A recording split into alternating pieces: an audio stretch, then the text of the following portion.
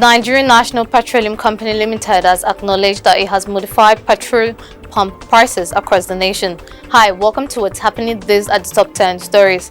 At number 1, the Nigerian National Petroleum Company Limited has acknowledged that it has modified petrol pump prices across the nation. The national oil firm claimed that the altered pump price was in keeping with current market realities in a statement issued on Wednesday and signed by its Chief Corporate Communications Officer Garba Mohammed.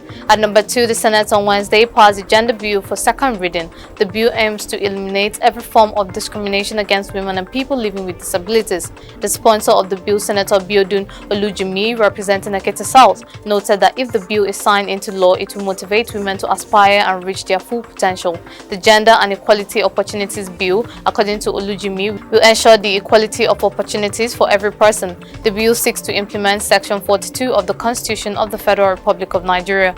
At number 3, the Abia State Governor Alex Oti has suspended all transport levies imposed on commercial drivers in the state. This was contained in a statement by the Special Advisor to the Governor on Media and Publicity, Ferdinand Ekooma, on Wednesday. It stated that the directive was in line with the campaign promise of the governor to sanitize methods of revenue collection in the state and stop all kinds of extortion, intimidation, and harassment of motorists. At number 4, the Presidential Election Petition Court has adjourned to June 1st the hearing of the petition by the Labour Party and its candidate Peter Obi against the President, Bola Tinubu, following the illness of 2 key staff members of the legal team. Counsel for the petitioners, Awakalu, persuaded the court to adjourn further proceedings on the case he filed to challenge the outcome of the February 25th presidential election through which Tinubu emerged as president. He said their presence has affected earlier plans to tender vital documents before the court. At number 5, the receptionist on duty at Hilton Hotel, Ile-Ife, Osun State, on the day an ex-master student of Obafemi Awolowo University, Ile-Ife, Timothy Adegoke, arrived at the facility. Adedeji Adesola has been sentenced to 2 years imprisonment. Adesola's sentence was pronounced at the sitting of the court on Wednesday by Osun State Chief Judge Adepele Ojo. The judge had pronounced her guilty of conspiracy to fabricate evidence and conceal the fact that the deceased lodged at the facility before he died during the court sitting on Tuesday. At number 6, Senators Matthew Uruguday and Akinyeleuri on Wednesday resigned from the People's Democratic Party. While Uruguday said his decision to resign was because of negative political energy emanating at the moment from the irreconcilable differences and within the PDP at the national level and especially in the states. Akinyeleuri said his decision was to enable him to settle down and look forward to other areas of human and professional endeavors where he can be of value addition to his dear state, Ondo, and Nigeria in general.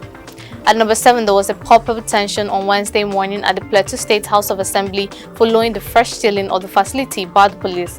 Since the police sealed the complex about 2 months ago, the lawmakers have not been able to hold plenary until last Tuesday, barely 24 hours after Caleb Mutfwang succeeded Simon Lalong as the new governor of the state. Meanwhile, the police explained that it sealed the complex to forestall a breakdown of law and order in the wake of the leadership crisis rocking the assembly.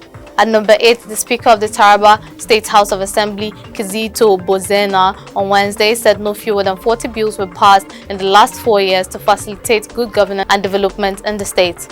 Speaking during the valedictory session to end the 9th Assembly of the House in the Jalingo area of the state, Bonzena had earlier read a message of proclamation for the dissolution of the 9th Assembly from the Governor of the state, Agbu Kefas, as stipulated in Section 105, subsection 3 of the Constitution of the Federal Republic of Nigeria.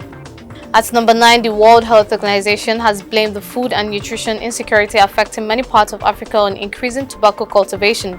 The Regional Director for Africa, Dr. Mashidiso Moeti, said more land that should be used for the cultivation of good crops was used for the cultivation of tobacco, which destroys the ecosystem. Moeti said the WHO had been working with member states and other partners to assist farmers in shifting from tobacco growing to alternative crops. Finally, at number 10, Zimbabwe will hold nationwide elections on August 23rd, the government gazette said on Wednesday, ending months of speculation over the date. The government official record seen by AFP said President Emerson Mnangagwa fixes the 23rd day of August 2023 as the day of the election of the office of the president. That's all for today. See you next time on What's Happening.